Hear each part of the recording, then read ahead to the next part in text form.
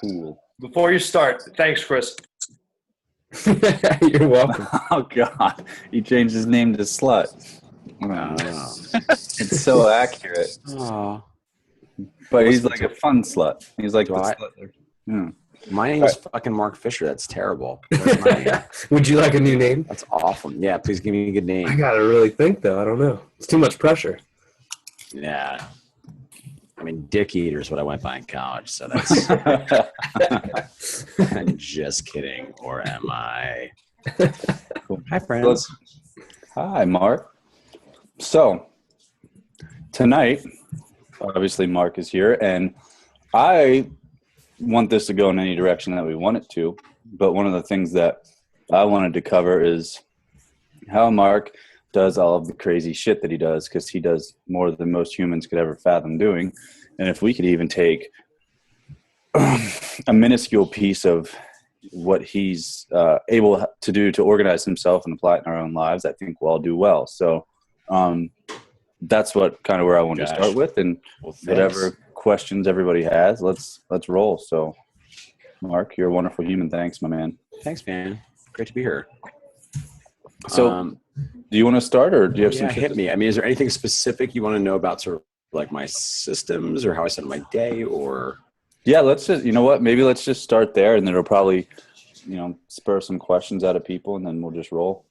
Yeah, so I'll try to give you like the biggest picture I can right now. I'm still preparing, for those of you that are not signed up for businessforunicorns.com, I am preparing both like a free report, and it is now turned into a course, because it's like, I feel like I'm writing Game of Thrones, because I thought it was a 10-page report, and now it's at 75 pages and counting, and I feel like I'll be lucky if it's under 150 pages. So suffice to say, I do have a lot to say about personal productivity. I think it's funny. I was thinking about this today, and I was going to draw it up on our whiteboard, and I didn't. I wish I did, but the like sort of, I don't even know if this is useful, but I'll share it with you guys because you might get into this. For me, I think about like the highest level when you're thinking about the system of like doing shit is the beginning of the spectrum is like literally thinking of ideas in the first place, right? There's the actual like generating of an idea, either a new good thing to do that's a good idea, or oftentimes creating a solution to a pain point of some kind, like which is either business idea, a pain point of yourself, whatever, right? So that's the first thing, creating ideas.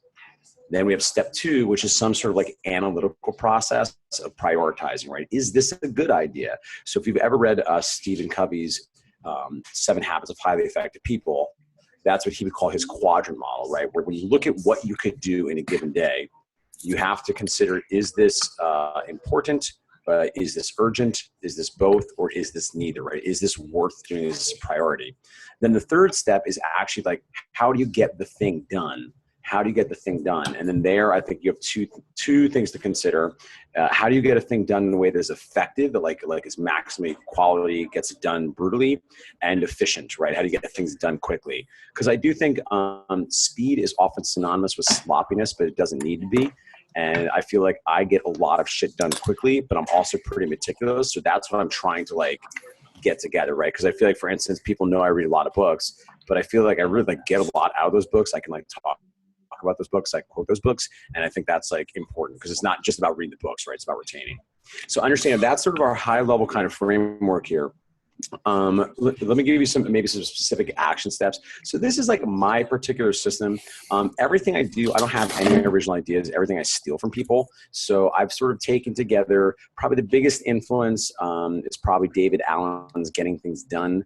I've also stolen a lot from a guy named Chet Holmes, who wrote a book called Ultimate Selling Machine, which is like a little bit garish name. It is ostensibly a sales book, but the first 2 chapters are as fine a reading as you'll ever have on personal productivity and time management. I think 7 Habits actually is a lot about personal productivity. So I've sort of mushed together kind of my own system. And the way I think about it is, there's like 3 tools to master for contemporary society productivity. That's a to-do list, a calendar, and an email inbox. Yeah. The to-do list is where I think a lot of people go wrong, right? And there's 2 ways a to-do list goes wrong. I think one, if you don't have a to-do list, that's inherently problematic, right? If you don't have a to-do list, you're not capturing your ideas, and that's a bad thing, because when you're thinking of things, you're either going to forget them at best, or worst, you're going to constantly have what's called like an open loop, where your brain keeps going to that thing like, oh yeah, I should write that email. Oh yeah, okay. Oh wait, oh shit, I was going to write that email. Oh, fuck, I forgot. Ah, shit. Right? So if you don't write it down in a system that you trust you're going to do it, it's like a puppy in your brain just keeps scratching at you. And it seems to me, I don't know, I feel like a lot of people, like a lot of their life, they have a hard time being present because they just have so much shit going on, and they haven't yet created a system that they can write things down in a way that they trust it will get done, right? So that's your to-do list, right? So writing things down, if you're doing that, that's a great first step. But it's just the first step, because I think then we need a calendar, because I believe a to-do list must exist in time. Your to-do list must exist in time, right? Because I think another common mistake that's like a place of emotional suffering for many people. So you see, you're writing down your to-do list, but you don't really have a way of organizing it. A lot of people I know that they use like Evernote, or they have a document on their computer, and they have these never-ending to-do lists that never get done. It's not very well organized. They never take things off their to-do list. And for me, I think that's actually potentially dangerous for a lot of people, only because it is hard to feel accomplished if you're never crossing things off of the to-do list. So for me, it is a calendar that allows your to-do list to exist in time. So very specifically, this is sort of the way that I rock, and it's like super weird. We're going to just freak out. I'm so fucking American Psycho. I fucking kind of like, I'm terrified by myself. But basically, it's a pretty simple system. I use a notebook, okay? Like dumb notebook, right? Crude system. So dumb. I'll give you an example. And what I do is every day, I put the name of the day on one side, and then I and I leave this side blank until I get there, right? So for instance, this was a Wednesday. So it's a big sheet of paper, big clean sheet of paper, and I assign to-do items of things I need to do that day, right? And that'll be either like emails I'm going to write on that day, or a project I'm going to work on. If I have meetings with someone that day and it's a one-off meeting, I'll write down the things I know I need to go over. And then the night before, I go to the left side, and then I write things down. It's going to be hard to see through the screen, I bet. But like, I write things down in 15 to 60-minute increments, and then I block out the entire day until I get to my mid-afternoon of meeting times, right? Really crazy. I'm hard-pressed to say everybody should do that, because that's super intense, I realize. But I do think that's how I get so much shit done. And then obviously the hard part, as we know with our clients, with us as coaches, with training, it's like having the discipline to just do the damn thing, and that's definitely, I think, a whole separate conversation. But at least I know like what I should be doing to like optimally kick ass with my day. The last thing I'll give you is a very specific tactical thing to consider that I think is important. Is when you're thinking about the things you need to do, I think the time of the day you do them best in is very, very important to consider. Okay, so when you think about a task that you need to get done, there's a couple things you need to consider about that task. First of all, you need to consider, do you want to do it? And we're assuming these are tasks that you have to do, right? Tasks you have to do. So one consideration is, do you want to do it or not? The more you don't want to do it, I think the earlier in the day you need to do it, right? You probably heard eat the frog. The more you want to do it, I think the closer to the end of the day you want to do it after you're fatigued. The next thing you need to consider is, how much brain power does this require? And I think about like 3 tiers of brain power for me, right? Tier 1 is highest possible brain power. That's like writing marketing copy, working on presentations, preparing for a big meeting I have coming up. Something that's really challenging my fucking brain, yeah? That's tier 1. So the more brain power I need, the earlier in the morning I do it. Dan Ariely, who's a famous cognitive scientist, who I know many of you fucking nerds know, I read recently that he said your first 2 hours while you're awake are your crispest hours. That's why I am a proponent. I'm one of those people that tries not to, and I'm usually pretty good at this, not check email the first few hours I'm awake, because those first few hours are fucking magic time. I need to focus on my big priorities, the hardest things to do, particularly if they're things that I don't want to do. Yeah. Then you have, and then literally that's what my mornings I try to keep them before I do that, and I lift. Then tier 2, there's things I do literally in the afternoon, right? These are things for me that are like a meeting, right? So it's a little more receptive. It's a little more passive, but it's still hard. So usually most days between 1 o'clock and 5:30 are when I do my tier 2 brain tower tasks. Then between 5:30 and 8 to 9, I'm fried. I'm kind of crispy by that point. So I will still do shit, but that's when I do like my necessary paperwork. I finish up on a lot of email correspondence. I do check my email before that. I do have like a couple of 30-minute sprints to get through things, but I try to save shit that is easy to do for the end of the day when I'm crusty. And I think just as just as you know the old saw of, if you want to get into training, you want to leave out your clothes the night before you go to bed. I do the same thing with my personal productivity systems, because when I wake up the next day, I have that like brief window for me. It's like 2 to 3 hours, maybe at the most, where I got my coffee, I got drinking my water, I'm drinking my athletic greens. I don't want to wait for my computer to open up the browser for the document. Like, that's wasted time for me. Like, I need that document of what I'm working on. It needs to be open. Yeah. If I'm going to write a thank you note, that's not when I address it. That's not when I put the stamp on it. That's not when I like even write the person's name. I'm like waiting for that. I only want to use like the best use of my brain. And I'm like incredibly crazy about the extent at which I take that too. So that's like a lot of information. It's kind of like a brain dumping thing, but those are some things that I have found kind of great success with. That's rad. Who wants to jump in with questions? Have you ever thought about this before, Mark, or this just like? Have I thought about personal productivity before? No. Actually, what's funny is I don't do any of that stuff too. It's funny. I just made that all up just now. It's a funny joke. Got you guys. Guys strength action. I have a question if no one else is going to jump in. So you're talking about emails. You wear a lot of different hats. Do you have a lot of different emails, or like how do you go about like handling, like, are members emailing you, or how do you do all that? Yeah. So my thing is, so I think about emails a lot. So in this book that I'm writing, it's like the third of the middle modules, like just emails. So most of my email goes through Mark and markfisherfitness.com. I also have a personal email, malofisher@gmail.com, which is what I use to sign up for most things. There are not a lot, but some newsletters I sign up for, mostly just to like read, mostly just to like understand what's working in email, like newsletters. So it's really more professional research, other than like, oh, I really want to read this person's stuff, though. Usually they kind of go hand in hand, frankly. So I basically have the one email, and then basically the way I do it, I am an inbox zero person. I'm not yet ready to say that because there's only two, right? You're either inbox zero or you're inbox 55,000, right? There doesn't seem to be like a lot of people that are like in between, because even if you're inbox like 13, you're still pretty much inbox zero. And even if you're inbox zero, but you don't have anything organized, but everything's been open and read, you're still inbox 55,000. Yeah. And I'm prepared to say at this point, like, I don't know anybody that doesn't have huge amounts of wasted time if you're not an inbox zero person. And I struggle with that because I'm a self-determination theory guy. So my whole thing is like autonomy, do what you want, right? And I think people should do what they want. Like, I think if you don't want to be inbox zero, that feels like you're having your self-expression stifled by being good at answering emails.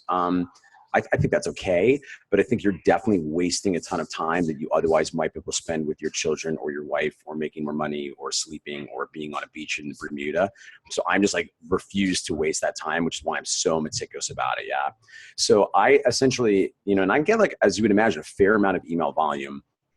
So my system is like very brutal, and that like I've gotten better than ever. And I sometimes still get lazy about this, about not answering emails as they come in. So this is such a dumb thing. Like, I don't leave my browser open on my computer. It's always minimized because I don't want to see that I have 7 messages, because it'll make me itch, right? I don't want that loop. So I only have my browser where I can see my emails when I'm going to be responding to my emails. It's still open because I don't want to open up the application. I don't want to wait for the fucking ball to load. That's terrible. But it's minimized in the corner of my screen. I would also note, while we're talking about email hygiene, this is bold. I'd never check email on my phone. I haven't emailed, I can say this year, 2017, I've not downloaded any emails on my phone. I have it there for emergency, but I do not write emails on my phone. I don't believe in it. Number one, because like, first of all, certainly notifications are off. I don't want any buzzes. Or you guys are getting really fucked up looking at my psyche. My Apple Watch and my phone are both always on do not disturb. They're always on sleep. So I don't get buzzes. I don't get noises. The only thing I get is a phone call, right? Because I don't ever want to be bothered unless I'm looking at my phone. Technology is a wonderful servant and is a terrible master. Yeah. So, you know, that for some of you, maybe that's something that, you really do have to do. There might be like a family thing, maybe a work thing, but probably not for you because you're a trainer. So I don't know that you probably have more to do than maybe if like you're a real estate broker, there are certain jobs where you probably do have to be accessible. And I still check my phone like several times a day, but I definitely don't believe doing email on it. Two other points I'd make about email that I think are super important. One of the reasons why it's bad to do it on your phone is because you lose time. You'll never be able to type on your iPhone as fast as you can type on your computer. So if there's something time sensitive, sure, I guess go ahead. But for me, if I'm checking emails like 4 times a day, if I'm checking about 4 hours apart, that anybody I'm working with in any professional capacity should know that if you can't wait 3 hours, that's not an email, that's like a phone call. Right. So there's definitely something to be said for training people. If somebody's like, why aren't you getting back to me? And they've given me like 90 minutes ago. We're probably going to have a conversation about their expectations of our professional relationship in that moment. Yeah. So I think that's, you know, avoiding the phone for emails is important. Here's another thing that I think trips people up. I think like everybody should be able to type very, very, very, very quickly.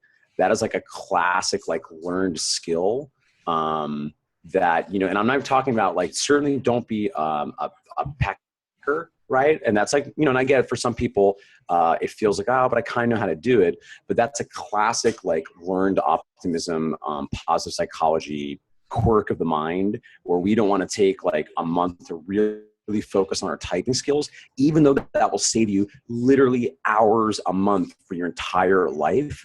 I think getting wickedly good at the act of typing is really, really, really important. It's really, really important. So those are just some thoughts about the way I approach email. Awesome. Thanks. I have a question, Mark. Yeah. Well, I have a 2-part question. Part 1, do you remember walking with me in that snowstorm in Chicago? It was one of the greatest walks of my life. That was before I discovered what Free Content Friday was. My life has never been the same. All right, good. I'm glad you remember. That was important. 2, you're like super productive and have all these awesome systems. Do you have like certain parts of like your day or time where you're like, all right, I'm not looking at shit. I'm going to be with my wife. You know what I mean? Like allotted, like I'm not doing anything productive. This is us time. Bye-bye. Yep. It's, I mean, like admittedly, I'm a crazy person. So it's like usually not until like 9 o'clock at night most nights. And it's usually for only like an hour and a half, 2 hours. But as Sheena can attest, I'm like pretty good at it. Like I will say, also think I'm like very, like I'm not somebody you're going to see like checking his phone ever because I've just kind of detrained myself. But admittedly, you know, like God love her. She's like a very patient woman because she lets me go from like 7 a.m. to 9 p.m. every day. And I'm happy as a clam. And then we're together on the weekends. And this is something, you know, and I have to like being totally can again, I'm definitely not perfect at this stuff. I feel like I've really reached a new peak in the last 6 weeks where it's like, you know, on the weekend, I'll check emails like, you know, once or twice a day. But when I do it, it will be a strict 30 minutes, bang through my emails, bang through my social media. And then like, I'm off and I'm just like not thinking about it. So if I'm not working, I mean, yeah, I'll go like, you know, 2 days straight where I check my emails like twice. All right, cool. Thank you. Yeah. That's rad. Mark, I got a question about your reading and your retention. Sure. The question is, how do you do it? Yeah. I mean, I think certainly there's definitely like a Rain Manny quality that I think is like, seems to be intrinsic to me. I don't really know. I mean, there's 2 pieces to it, right? There's first of all, like, just like, how do you get in the amount of like time and expose yourself to that much information? And then separately, how do you actually remember it to actually like use it in a way that's like useful, right? So to the first piece, how do you like just like make time to do that?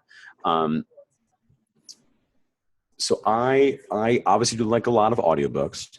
My personal tempo preferences is like blazingly fast, right? So most of the time when I talk to people, I feel like a certain amount of stress because I'm never able to talk nearly as fast as like I'm thinking, which is both good and bad, as you'd imagine. It's definitely bad in some ways, right? So for me, like 2 times audiobook feels very comfortable. Like I'm very frustrated listening to audiobooks slower than 2 times. Now it does depend if the author reads it or if it's very dense. So one of the books I'm just finishing right now, which is fucking out of this world, this book's called How Not to Be Wrong. It's Bill Gates' favorite book. It's about like using math to be a better thinker. I find these days like I'm most interested is very like meta. I want to think about thinking, like how am I thinking? Where am I mistaken and tripping myself up, right?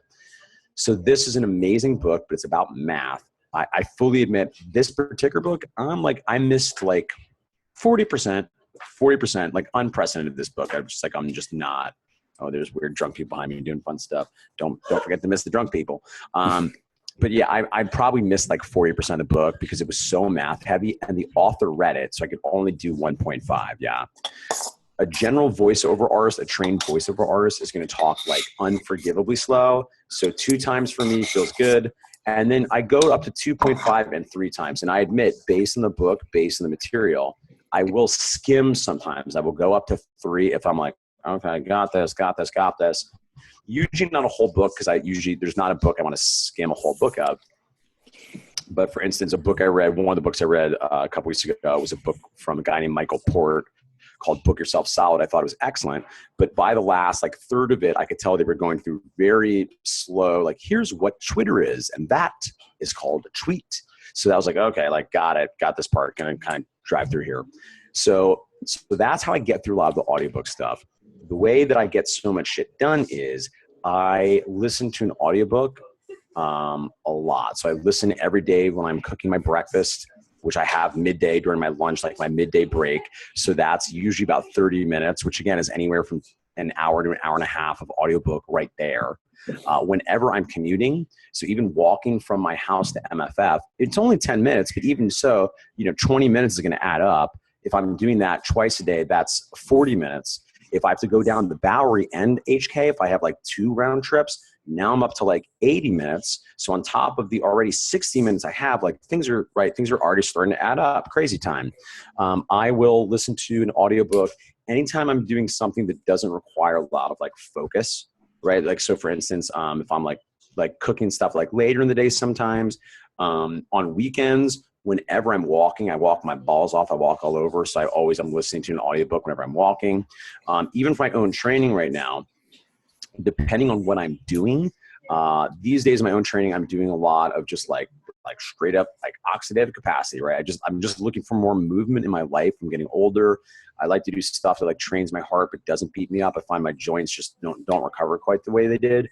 So I do a lot of 40-minute walks, keeping my heart rate for me, depending on the day, around 130 if I'm going aggressive. Sometimes I'll walk at like 110 beats per minute. I'm 37 years old. That's low. We're talking like 55% of my max heart rate, and I'm finding that like my cardiovascular conditioning, that aerobic base has been helpful. I do some anaerobic stuff as well, obviously, but at any rate, I'm integrating now into a lot of my training as well. So that's where I'm getting a lot of my audiobooks. The physical books, definitely, there's not every single day, but I try to most days when I'm eating my breakfast, I will literally make sure I read for at least 30 minutes, sometimes up to 60 minutes in a day. If I have a 60-minute chunk, which I do on a weekend, this is interesting to note, I won't read the same book for 60 minutes, very rarely. I would usually switch 30 minutes in because I find I start to drain away after a while. But if I switch books, I'm back into it, yeah. I also will do, so this is like, and again, please understand, I'm not saying any of us should do these things because this is some fucking American psycho shit. So like literally before I'm ready to walk out the door, I got those earphones in. So the final 3 to 4 minutes of me getting ready, putting my shoes on, putting my jacket on, I'm listening to my audiobook, take it down the elevator. I walk, if I'm going to the Bowery now, I'll walk like all the way to the subway. Then as I'm getting in the subway, I got my book in my hand. I pause my audiobook. I pull out my book. I read that book for the, 20 minutes that I'm on the actual subway. As soon as I get to the Bowery, I close the book, play, I'm listening back in until I'm inside the door at the Bowery. So I basically just never waste like any time. There's never time where I'm not like absorbing information. One could say that, again, is insane. And objectively, like I said, I don't necessarily recommend that. But I also meditate twice a day for 20 minutes every day. Right. So like I blast, I cruise. I also purposely spend time every day to every week where I'm purposefully practicing not doing shit. Because I do think you have to be disciplined about practicing not doing shit, or at least I do. And it's definitely made a tremendous improvement in my life. So that's like the big picture for how I get it in. I'll try to give you the quick version of like how to retain the shit. The first secret is, Simon Sinek always says like, well, I people ask me how I'm so good at speaking. And I always tell them I cheat. I only speak about what I'm passionate about. I'm like, okay, bro. But like seriously, like I try to just like read the stuff I'm like most interested in, and if I'm really not interested in something, it doesn't happen a lot, but the older I get, about once a month, I'll bail on a book. Like one of the books I was reading this month was $1 Billion Lessons, because Ryan Holiday recommended it. And I try to read everything Ryan Holiday recommends. And I was like, this is like not fucking do it for me. So I was like 4 hours in and I was like, abort mission, delete. And then the other thing that's interesting too about when I'm reading a book, I'm not somebody who writes in books, even if I have a physical book, but I am definitely constantly asking myself, how does this apply to me? How does it apply to MFF? How does this apply to my life? Like, I think like I'm definitely kind of a egotist in some ways. Like I feel like a little bad about it sometimes, but whenever I'm consuming information, I'm like constantly thinking like, how does this affect MFF? How does this affect me? What is this like issues going on right now? And then again, I got my crazy like Rain Man, Taxman notebook. So I'm always making notes about things that are potential action steps and or making notes on documents on my computer for people I meet with on a regular basis. So for instance, I get an idea about when I read Zombie Loyalists, it's like, oh, we have to create like onesies for babies. We need baby onesies. Like that's social media goal. We got to get that merch. So then I will transfer that into my reliable system of to-do lists, where it's kind of how it all links in together here. Then I will talk to Keeler or someone else who can like actually execute on it, right? Because that's the thing too that's lucky for me at this point, admittedly. I definitely don't execute all things. I don't know how to execute all the things, but I have like a team of people. So my job is, hopefully just to continue to make sure as many good ideas get out there, and then together we decide what actually happens. I also have, would know, and we know this to be true, that teaching is the last step of mastery. So I am lucky in that like all of my personal friendships and professional relationships are generally a discussion of knowledge and wisdom, both like flat out business tactics and like some esoteric philosophical shit. So because it's like all we're ever talking about, I'm reading a book like Sapiens, I'm walking around like at Sixth Sense, like all I can think about, it's like I'm making everybody nuts because I'm like, did you guys know the only reason the markets exist is because of human trust? Without the rule of law, there would be no credit. We wouldn't have society, right? And I'm like lucky, I've like bamboozled a lot of people to be my friend to like just know this is just the par for the course. So I think that's like an important thing too that can't be understated, finding ways, even to some extent, the Facebook post I've been doing this past year, it's one because people seem to find value from it. But again, selfishly, it's also like I'm trying to get really, really, really rigorous about writing stuff down. My final sub hack will give you one more little baby tip. When I do audiobooks, I will almost always read an executive summary before I listen to the audiobook, and then read the executive summary after I listen to the audiobook. Cool. That's rad, man. Have you noticed anything about, because I've been like, I'm fucking around with a new presentation that I'm going to do, because I've figured out I'm pretty good at amalgamating information and making it useful. So I was like, I got to do something new. Like, I'm sick of talking about fucking deadlifting all the time. So I have to put shit together and teach all the time. So it's like, well, how do I do this? And I was talking to Bill Hartman about this, about getting into different heart rate zones and like maybe how your brain works differently in different heart rate zones. And he said there's not a lot of research on that, but he said that, and I started looking shit up about this too, that like certain durations and intensities make you pretty like hypofrontal, and you start to get more creative and you kind of have more ideas and things flow a little better. Have you noticed anything about that, about like training and 1,000,000,000%. I can Yeah. absolutely say, I mean, obviously it's like totally anecdotal, but yeah, I mean, I'm like, it's like, it's the endorphin high, right? Like I'm high, right? Like, that's why like we always made fun of the cardio bunnies, and now like I'm old. So like, I guess I'm like kind of like an old male cardio bunny, but I do find that like I do retain better. And, so another specific actionable technique, right? So y'all know, I don't like to process my inbox more than a few times a day. So I have an app called Captio, right? I have an app called Captio. So literally as I'm like walking on my brisk treadmill, like walking uphill, if something strikes me as an idea, I'll just pause my audiobook. I will go to Captio. I'll make a note for myself to follow up later. Now that is in my inbox system. So whenever I next process my inbox, I can then integrate that into the rest of my systems, whether that is a very specific to-do list for me to do, write an email, add a book to my education list, make a comment to Michael. But I do find that in my experience, particularly like the lower intensity cardio stuff, like really does seem to do wonders for my both retention and for generating ideas. Cool, man. Well, thanks. That was awesome, man. Thank you. Thanks, brother. Yeah. Who else? Who's up? Lots of stuff. Hey, Mark, what's going on? It's Bill Rom. Hey, brother. What's going on, man? So what were some of the strategies that you utilize most in like the first year or two of having Mark Fisher Fitness that's different than what you're doing now versus when you're kind of like churning to kind of build things up differently? By strategies, do you mean my personal productivity systems or in general?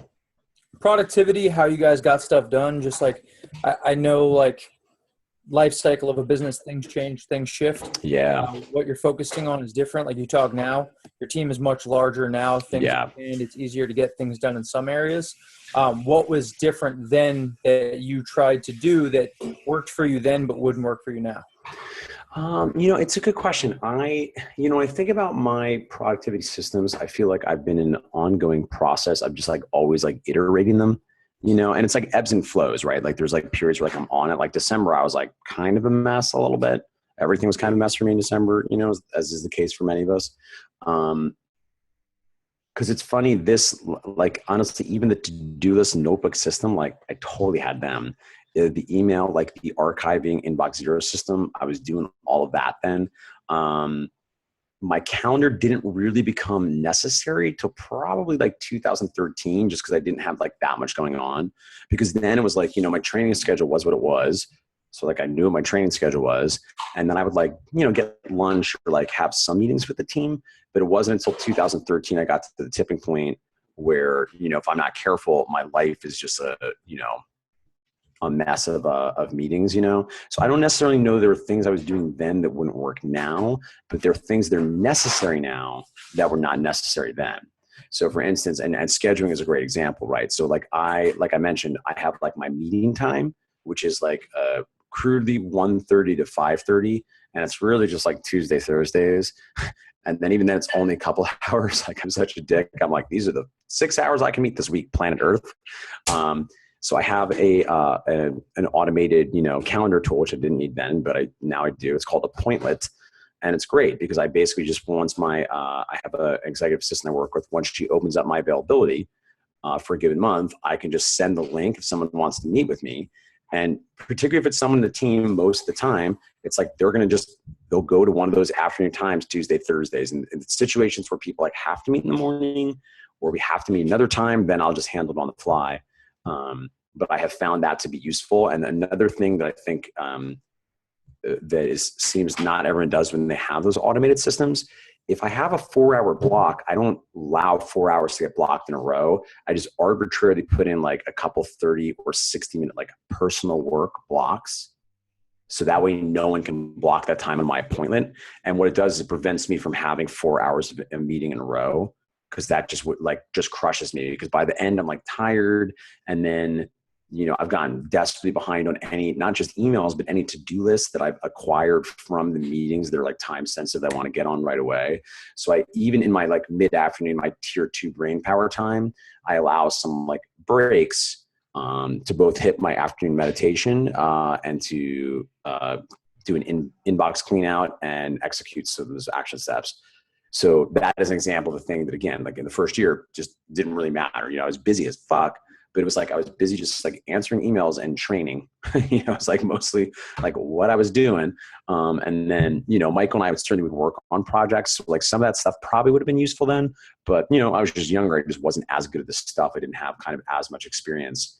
Whereas like, as per my thing, right? So most mornings I get up, I meditate from 7 to 7:30, then usually between then 7:30 and around 12, I will work out at some point in it. And then that gives me like 3.5 hours of like other time for projects. And like I said, I will usually my project chunks, I will schedule anywhere from 30 to 60 minutes because I find for me, that's about the ideal time to work on it. If I have, 2 hours, I might schedule 3 different projects, right? So I might work on the Becoming a Time Ninja book. I might write marketing copy for an upcoming MFF promotion, and I might spend 45 minutes writing, an article for Idea Fitness Journal. Yeah, I think that's probably my answer to that. Yeah, but I was still into the reading shit, that's for sure. But I have to say, audiobooks, I really didn't get into audiobooks very intensely, probably till 2013, 14. Like I used them, but one of my limiting beliefs around them was like, well, I'm a visual learner. And to this day, I think I am a visual learner. But I do think, this is one of the great debates you see to this day, like in, management literature still, there's still this like, this guy named Marcus Buckingham, or like really one of the best books in management called First Break All the Rules. And then Peter Drucker, who's a famous management guy. And to this day, even like a guy like Gary Vee, it's like, work on your strengths. People don't change. Like fuck your weaknesses. Just work on your strengths. And I don't say that this is wrong necessarily. I would also put like DISC, right? Personality style assessments. They're in the box of like people. You are who you are, right? You are who you are. I don't say that that's wrong, because I think it's partially true, because so much of who you are is based on the social context you're in, and you're often in a certain given environment and context. But ultimately, like, I think if you look at like really the social science literature, most like serious, like evidence-based, like organizational psychology people would be like, that's wrong. Like even the guy, interestingly enough, who wrote, like did all the research into personality style tests, at the end of his career, did a meta study and was like, I really shit the bed on this one. Looks like that was wrong, right? Because people just aren't consistent. Like no one's really quite consistent enough. And don't get me wrong, I love personality style tests. I use them, but I think they speak more towards trends and inclinations and how you show up in your current given social context. That's why so often, this is unfortunate, but when someone gets like, someone is in a work environment and the tribe is turned against them, they have to be fired. Because that tribe, unfortunately, will never be able to see a different story of them. And they just have so much confirmation bias about who they believe that person is, that person, if they want to change, often gets stuck. That was incredibly tangential, but that is something I think about a lot. And the where that came from was my saying that I had a limiting belief around audio listening. I was like, well, I'm not an audio learner, right? I remember very particularly, I was like, well, I can't audiobook this one because I want to know the information this one, and I'm fucked if I audiobook it. But, it turns out if you do things like for 2 years for like 10 hours a week, you get pretty good at it, like it's just, like, and don't get me wrong, if you're not like an audio learner, if you like hate it, like, again, I guess that's cool. It's not wrong. But I would say if anybody's listening to this is like, audiobooks don't work for me. I would just say, you just do it 10 hours a week for 2 or 3 years. And I think like after 3 years, like you'll be probably pretty good at that point. And I'm totally not being flippant. You know what I mean? Like, I'm really not being flippant, because now I think I almost learn better via audiobooks than written books, which is like so weird. I feel like, but especially talking about your process and how you constantly give your learning context, it's probably not just, and this is just me taking a swing, it's probably not just an audio experience for you anymore. You probably turn it into a visual experience by being able to put context in the problems you're trying to solve with the information that you're taking in. So it almost seems like you're turning it into something that's not just audio anymore. You know what I mean? It's certainly possible, and I know that's something that, it's certainly possible. That's kind of what's going on there. I mean, I definitely do feel like I'm more of a visual person. I'm a little bit, I'm definitely like a minority. Again, I don't say NLP is wrong. I'm a little bit of an NLP skeptic. I'm not sure I'm totally sold on NLP stuff. Like when I read books and they're like, if you hear someone say, it sounds like, that means they're an audio person. So when you talk to them, use words like, what I hear you saying is, and then you'll build instant rapport. Right? I'm like, well, maybe, like, I don't know, maybe that's cool. Because I don't know, maybe like, and it totally could be true, I guess. But it's interesting you say that, Todd. I mean, I definitely, like I said, I think there's something, regardless of the listening or reading, there's something about an active, Right. like I'm chewing on, like, what does this mean for me? Like, how is this a thing? And then, you get, and like I said, part of it is really the subject material. Some books are just not interesting to me or to you. They're not like in a vacuum, not interesting, but if they're just deeply not interesting to you, you're probably not going to remember a ton of it. Whereas when I think of like How Not to Be Wrong or Sapiens or Anti-Fragile or Moral Animal or Rational Optimist, are my favorite books of all times. Like I can remember like gasping, listening to the audiobook or like laughing out loud on a subway. Like, I can't believe he said that. That was so funny. That was so funny. Punishment is a renewable resource. Humans do always find new ways to punish each other. That's hilarious. But I'm like alone. It's so weird. So yeah, that very well could be true. Yeah. Just an idea. But all right. Well, who else wants to say stuff? Fury, you're unmuted. Go ahead. Yeah, hey brother, how's it Hey, going? brother. Hey, dude. Hey, how often do you go back and either reread or re-listen to the books that you dig that stick with you? Yeah, good question. I don't have like a very specific system for it. It's a little bit haphazard in that like periodically I'll just be like, I should reread that book, and then I'll just put it back on my to reread list. Because I definitely have my books. I mean, there's books I've read like 5 and 6 times now. But I don't have a super specific system for it other than like periodically I'll be like, I need to go back to that one. Okay. Yeah, I probably should. At one point I was like, what's the proper ratio? It's like 20%, do the same things over and over. I often correlate it to, I don't know if this is true, but I'll say this out loud because it's like a kind of a theory like I've been playing with. Where sometimes I wonder if like for training, there's like some percentage, and let's say it's half and half. It's probably not half and half, where half the time you should just get fucking savagely strong at the core movement patterns that are like the best fit for you, right? Like if you're like a good sumo deadlifter, you're a good, like whatever fucking, whatever the lifts are best for you, half your time you groove that pattern like with tension and you just get so good at the technique of that pattern. And then half your time you just fucking get jiggy with it. You just get fucking weird. You just get fucking FRC cry. You just get like movement variability. Yeah. And sometimes I think the same way about learning, like maybe, and again, I don't think it's half and half, but like a certain percentage of my time, I want to go deep and I just want to read Patrick Lencioni's Advantage over and over and over and over and over, right? I just want to read that hundreds of times. And then I want to go super wide, right? So half the time I'm going deep because particularly at this point, like there's a lot of books that are like not it's not even the books are like only just fine, because when you read a book is such an important thing too, right? Because there's so many books I've read that everyone's like, this is revelatory. But by the time I read it, it was revelatory, but it was like quoting 500 books I already had read. So like it was not that big a deal for me. But I do think that, I do think that there's some sort of equation there. And I probably could stand some point to get more meticulous with that system. But right now it's a little bit more arbitrary. Cool. And Kim is very stoked for me to be on my phone last. She heard that whole spiel. Oh yeah. I'm just like so into it. I gotta say. Yeah, she gave me shit immediately about that. Oh, sorry, Kim. Yeah, it's funny you say about the reading thing. It's like these days when anybody asks me like what you should read from marketing, I'm always like, you should read Influence, and then read Influence again, and then read Influence one more time.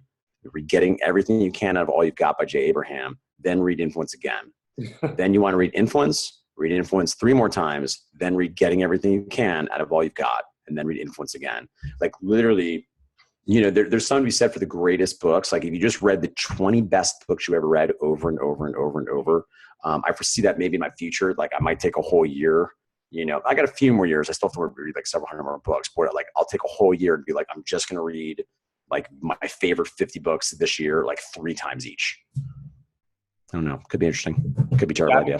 I've been crushing my reading. I sometimes admit that I get lost between what point was from what book sometimes, like when I'm just piling them on. Yeah, and I think that's a professional hazard. And even that, I don't know about you, but like that's one of the reasons I enjoy, because I think that can also be like ADD. Like it's not, it's not wrong to like not finish books, but I know a bunch of people that are like reading 16 books at a time and they buy a bunch of books they never read. And that's not wrong.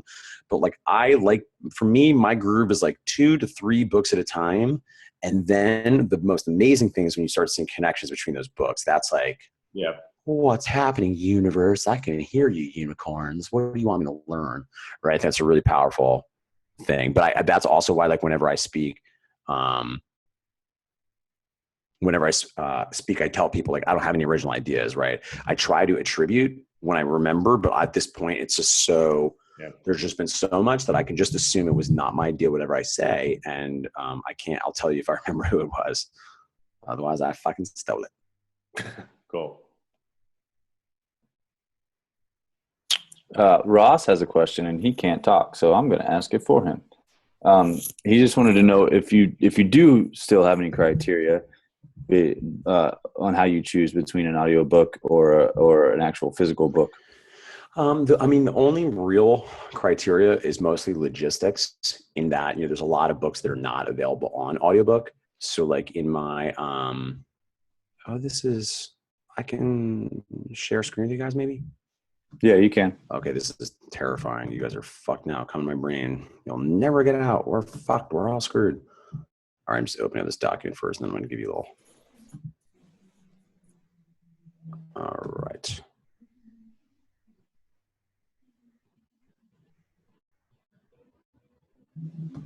Let's see if this works. All right, can you guys see that? Yep. Okay, so this is my reading for 2017. So you'll see at the top, I have to read book only, which means it's only available as a book. And then to listen is like basically all the other things. And you'll see in a moment of true obsessive compulsive disorder, I've then notated exactly how long each of the audiobooks are that I want to listen to. And I've ordered them approximately by how long they are. Crudely, it's into like super, super short. And then we have like reasonable size. And then at the top, you have Titan and Power Broker, which collectively are over 100 hours, which I find super daunting, but I know that I just have to suck it up and read those books. Then down here, I have some things, my Q1 plans or books that I've already purchased audiobooks of. I've got 2 in the can I got to read. And then down here, we're at Q1 actual, which is just, the number of books I've written so far this past year, which is only a month. And then DNF was that book that I read that I was like, I can't finish this. That's not my jam. So that is how I keep track of all the books that I do. Yeah. Rad. Thanks, man. Sure, dude. Who else? I'm coming back. I got a question, Mark. Go ahead, Kirk. How you doing, Mark? It's Kirk. Hey, dude.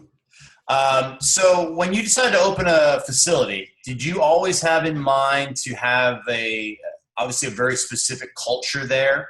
And, if you're looking to create a culture at a new facility or something that's already existing, what are your suggestions for creating such a good culture at a new facility?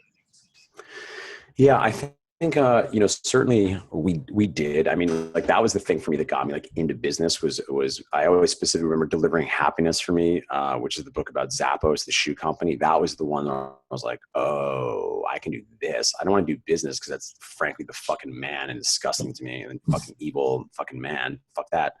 But then I read Delivering Happiness and I was like, oh, no. It's like an art project with your friends where you make the world better. In exchange, you make money. That actually sounds great. I want to do that. So we were definitely pretty clear about MFF going into what we want it to be. I think our arts background actually was very helpful because a lot of, culture is story and myth and design and narrative, right? So that was MFF. And just so I understand your question, are you asking about doing it when you're creating a new facility or going into an existing facility? Maybe a little both. Like the facility I work at right now, I don't think has a particularly great culture. Sure. And then, looking down the road, if someone were to open a facility, what are the suggestions you would have for picking and then creating that culture that you think would be that person would think would be best?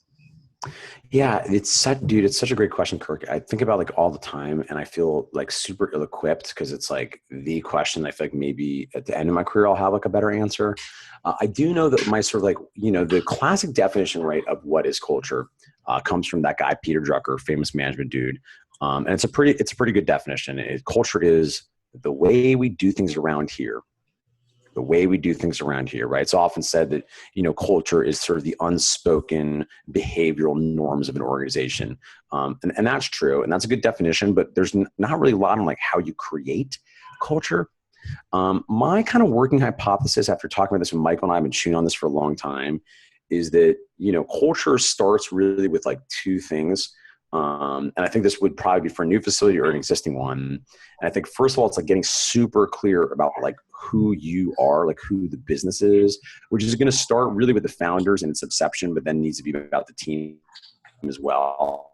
And I think getting clear around both like what the mission of the organization is and then what the values of the organization are, right? What are the behavioral norms, right? Because that's, if culture is the way we do things around here, the way you do things, the behaviors you do, and more importantly, the behaviors you don't do, I think are based by having really clarity around your values. And I always say when people like aren't sure around what their values are, I always sort of like, I'll do an exercise when I do workshops where I'm like, all right, well, think about all the things that really pissed you off, right? Either in general, in customer service, in the fitness industry. What are the things that when you saw, you were like, we could fucking do better than this. Like that, this is not enough. We can do better. On the flip side of that anger is like a positive thing of what is the directive thing. Yeah. And that's how I think you get clear around like your values. So I think there's that piece, but I think the other piece that also matters obviously is who you're called to serve. Right. And I think when we think about this from a, marketing perspective, it's often called like your avatar or your dream client, and not just their biographical detail, but like their psychographical detail, right? What are their secret hopes? What are their secret fears? What are their dreams? Like, who are you called to serve? And to me, it's like those that come together, because I often think there is this, it seems either or a lot in a way that I don't think is like kind of useful. And I actually created, it's my first ever, I need like somebody to make it for me. It's my first ever like quadrant thing, which I was like so excited about. Cause I was like, oh, everyone cool is quadrants. Like Dan John has lots of quadrants. I only got one quadrant. Well, this is my one quadrant I got. It's no Dan John quadrant, but it's okay. Which is basically, if you think about it on an axis, right? If over here is you and here is them, right? The customer.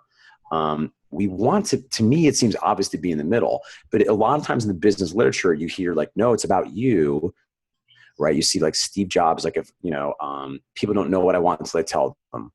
Wayne Gretzky, skate to where the puck is.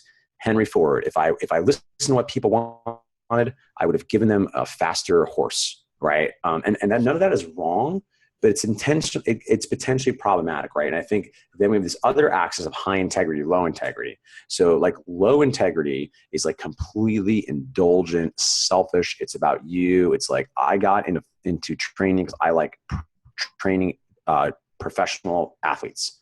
I only like training professional athletes. I don't want to deal with anybody else. It's just about professional athletes, because for me, that's what I love. And I only want to do what I want to do. What I want to do is sports performance, because that's what I like. I love it. It's my passion. I'm following my passion.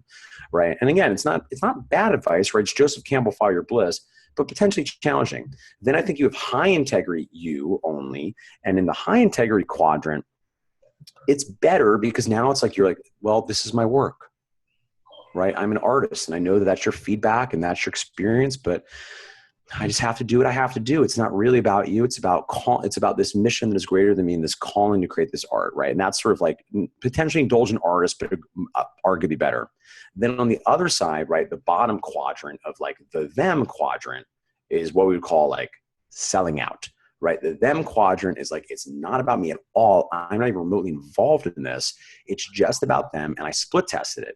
And, it's not my problem because I split tested A/B and I figured out the headline, I'll thin your thighs and tone your tummy, gets more clicks and it makes more money. So like, it's not about me. It's about them. That's what the data says. Right. And that's like, we could probably call that like, that's like the selling out quadrant. Right. Then we have the high integrity, them only quadrant. And that's when you're like, well, it doesn't matter what I like. It doesn't matter what I need. It's about them. It's about the client, it's the customer. As long as the children are happy, I'm happy, right? It doesn't really matter what I like. And that's also, again, it's high integrity, but it's like, if you're not a part of the equation, something is missing. So for me, that's like, realize like sort of a philosophical quadrant right now. I apologize. I'm going to try to flesh out what that means in action. But if I were to give you a specific action step, I don't think you can create your culture until you know like who you are, what you believe in, what you stand for, what you're willing to fucking die for, and then who you're going to die for. Like, who are the people that you are uniquely called to serve, that if you don't show up, if you don't give them what you have inside of you, they'll be lost to the world forever. Right. And it's the mixture of those two things that create culture. Because it's funny, people talk about culture in business all the time. And it's like, I'm not talking shit. Like, I get it. Listen, it's hard, right?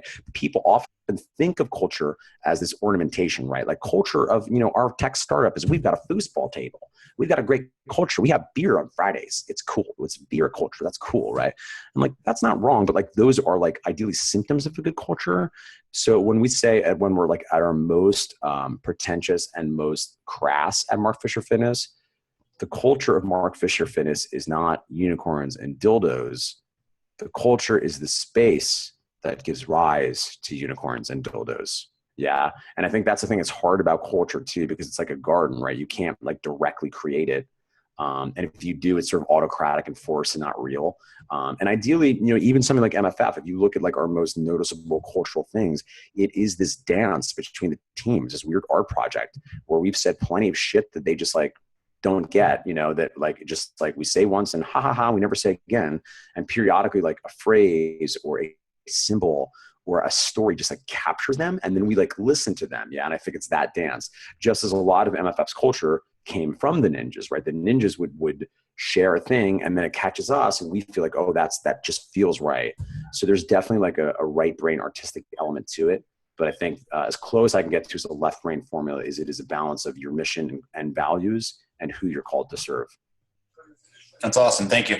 Sure, dude. Thank you. And where did ninja come from? Fucking unicorn overlords, man. It's so funny. I apparently, when I teach, I kind of speak in tongues. I mean, kind of like tonight, you can tell like some of this where I'm like, I don't remember anything I'm saying to you right now. Where I'll just like in class, I'll just be like doing my weird fucking, stand-up comedy professor, life coach, like straight coach thing.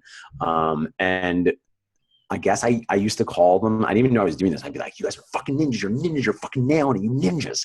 You're crushing this, right? Particularly with, my community, I want to get into like an aspirational thing.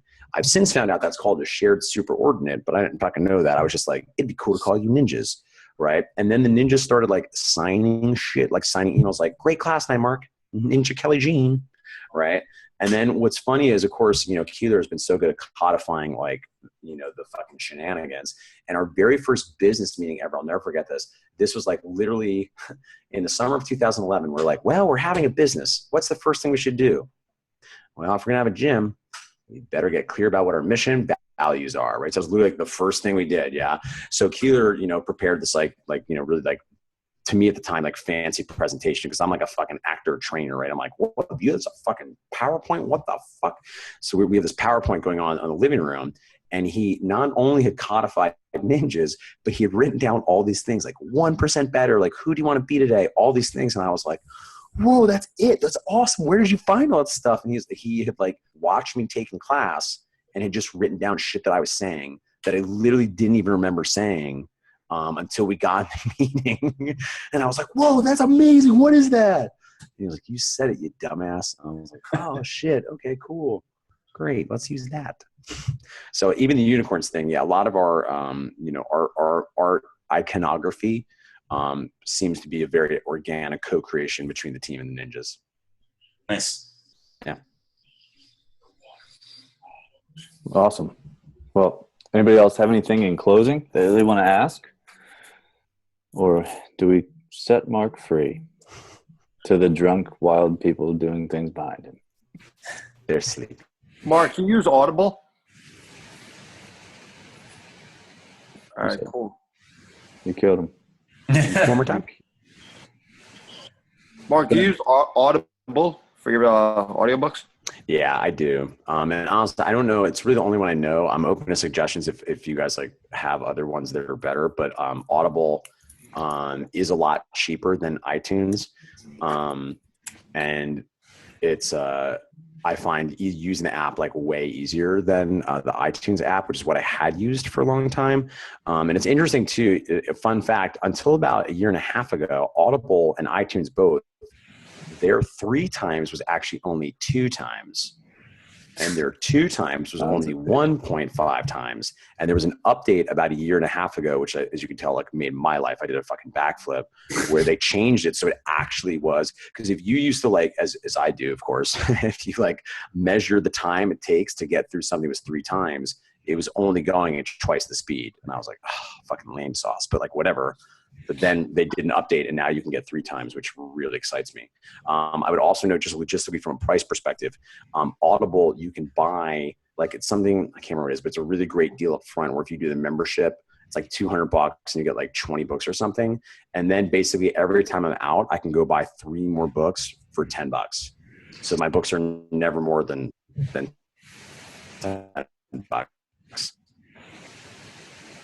And occasionally some of them, the member price is a little bit cheaper. So you do want to check that if it's a real short book, $2. But I find it to be very user-friendly and very affordable. Thanks. Awesome. Cool. Well, let's wrap this party up. Mark, thanks so much, man. That was great. Thank you, brother. Appreciate you doing this, as always. Thanks, Mark. Yeah. No, I really Thanks, appreciate it. It was helpful to help me clarify like my thoughts on this. So I thank you. I feel particularly vulnerable, as I feel the most like I'm talking through this and figuring it out. So I really appreciate you guys taking the opportunity to, well, first of all, just ask me on at all. And secondly, to ask me such like thoughtful questions. Because I think that the personal productivity stuff, I'm glad we talked a lot about that stuff tonight, because it's something I've realized I'm really passionate about, and I think I do pretty well. And you guys, you know, I think so often is maybe an interesting final thought. Like even in business, like you often like almost like discover who you are and what matters to you, like in conversation, where you have to have opportunities to articulate these kinds of things. And that's how I think, like, certainly the way my thought process works, like in conversation, getting asked questions. So you guys really helped me a lot tonight. So I hope I brought you some value. And certainly, you know, my email is mark@markfisherfitness.com. I answer every email, as you know. If you have either follow-up questions or like suggestions for me, or, you know, any way I can make your life better, like, please do not be shy. Thank you, brother. Thank you. All right, man. Thanks, brother. Thanks. See you tomorrow. Have a good dudes. night, dude. Bye, dudes. Thank you. Good night, guys. See you, Mark. Night. See you guys. Night. Night, everybody.